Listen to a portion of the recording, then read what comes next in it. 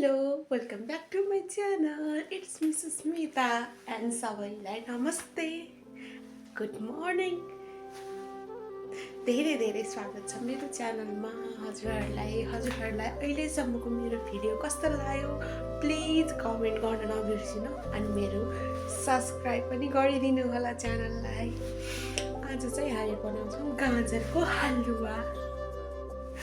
गाजरको हलुवा बनाउनको लागि त गाजर त चाहियो नै.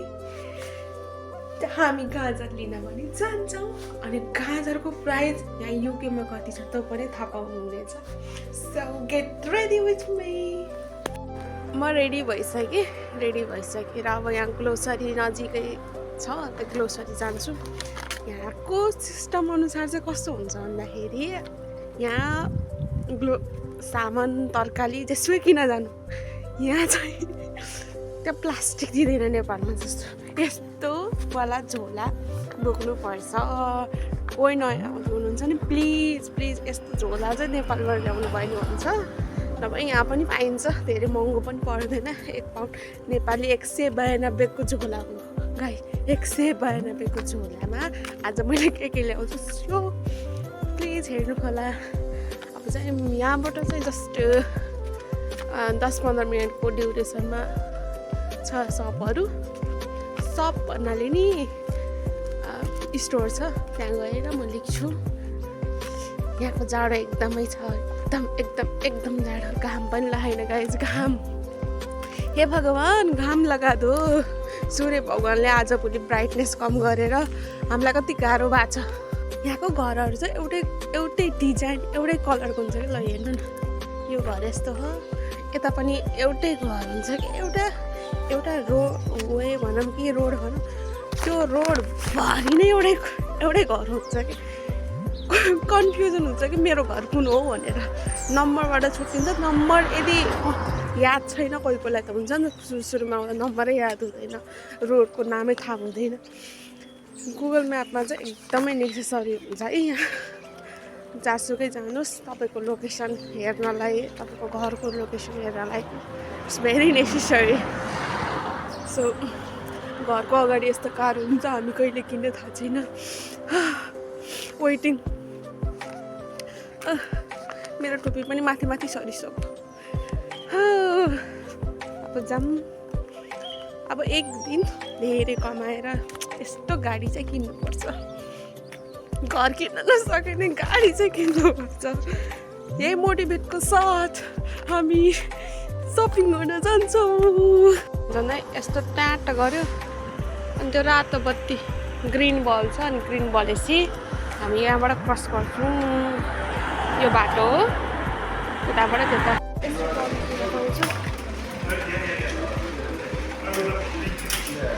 लियो. चलो तपाईँहरूलाई चाहिँ म यता घुमाउँछु है. मलाई चाहिँ काँक्रा लिनु छ. काँक्रा हेर्नु 89 पेन्स. एउटा काँक्रा 89 पेन्स गाइज. एउटा त हाल्छु. त्यसपछि हामी गाजर लिनको जान्छौँ. यस्तो वाला छ 69 पेन्स 1 किलोको. सो मैले लेख्छु 1 किलो. यसरी आउँछ है. यो बेबी के जाति हो बन्दा यस्तो हुन्छ. कति महँगो कति. हामीले गाजर लियौँ. गाजर लिएपछि म प्रोसेस एकदमै मिठो. प्रोसेस भनेको त्यो यस्तो बाङ्गुरे भएको के भन्नु त्यसलाई थाहा छैन. पाउरोटी नै हो. तपाईँलाई देखाउँछु रोक्नु है. प्रोसेस भनेको चाहिँ यो है. जब 3टा यसको त 4 लिएपछि चाहिँ 1.50 हुन्छ. अब मैले एउटा के लिने चाहिँ हिजै लैसकेको थिएँ. सो आज चाहिँ म यसलाई पुग्ने मात्र लिएर जान्छु. सानोवाला लैजान्छु. अलरेडी हुन्छ मान्छे.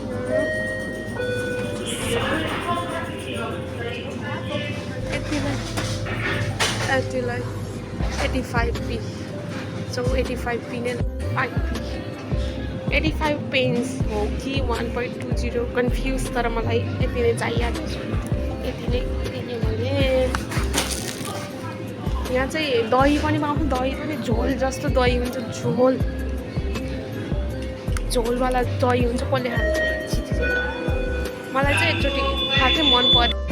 सामान किन्यो, अब घरतिर जाने, घर गएर बनाउने अनि खाने। यहाँ चाहिँ कस्तो मिठो मिठो चिज हुन्छ नि, के गर्नु, धेरै पैसै हुँदैन। म एक दिन धेरै पैसा भयो भने नि यहाँ बसेर मस्त ल्याएर खान्छु।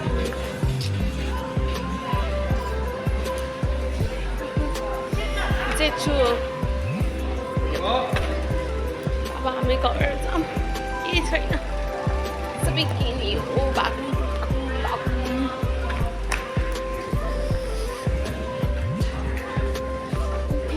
अब चाहिँ डाइरेक्ट घर पुगेर हजुरहरूलाई देखाउँछु कस्तो चिसो छ।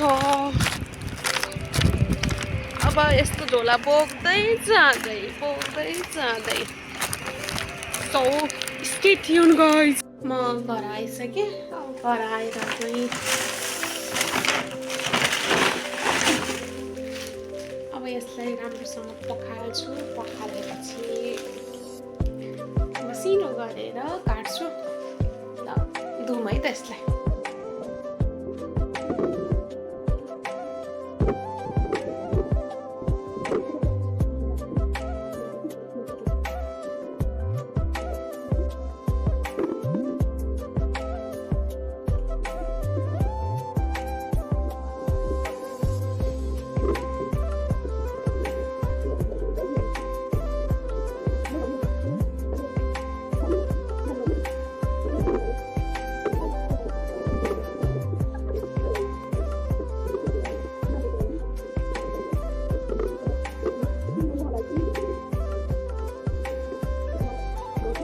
मैले चाहिँ वास गरिसकेँ। अब यहाँ चाहिँ करेक्टरले कोर्छु गरेर।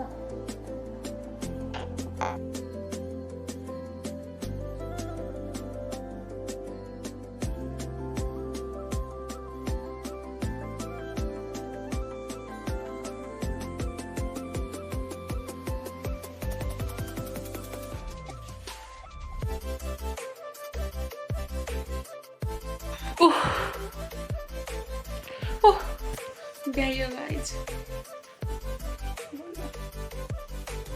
हाम्रो गाजर काटेर रेडी भइसक्यो।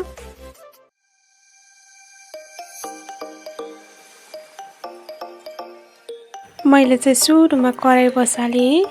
मैले इन्ग्रिडियन्टमा लिएको छु ल्वाङ सुकुमेल, चिनी, दुध र अघि कोरेर राखेको गाजर। त्यसपछि कराई तात्नलाई राखेको छु। कराई तातेपछि मैले 2 चम्चा घिउ लिएँ। हजुरहरूले बटर तेल जे लिँदा नि हुन्छ। मैले चाहिँ घिउले चाहिँ एकदमै टेस्ट राम्रो हुने हो, इन्हान्स हुने भएर मैले 2 चम्चा घिउ लिएँ।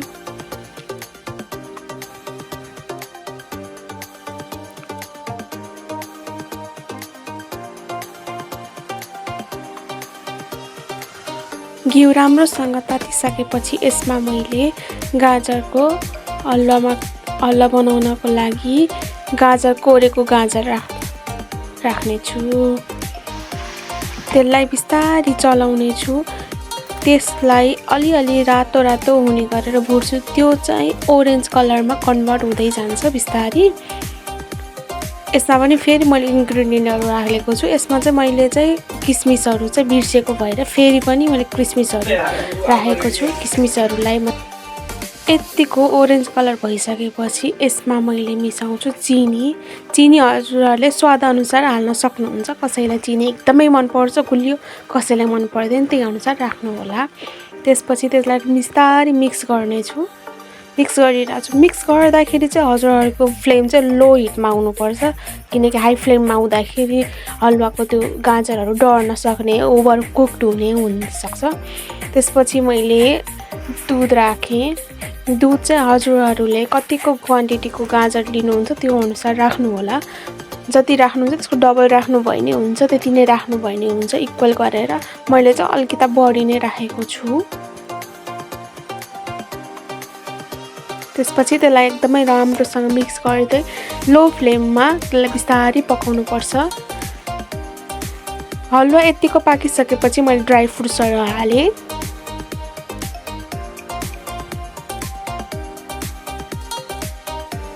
ड्राई फ्रुट्स हालेपछि धेरै पकाउनु पर्दैन। त्यसपछि मैले राम्रोसँग मिक्स गरेर हलुवा रेडी भयो।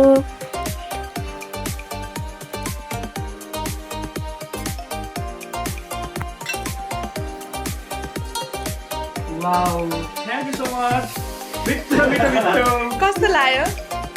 Very nice, very tasty, very flavorful. आजको गाजरको हलुवाको रेसिपी हजुरहरूलाई कस्तो लाग्यो? पक्कै पनि राम्रो लाग्यो होला।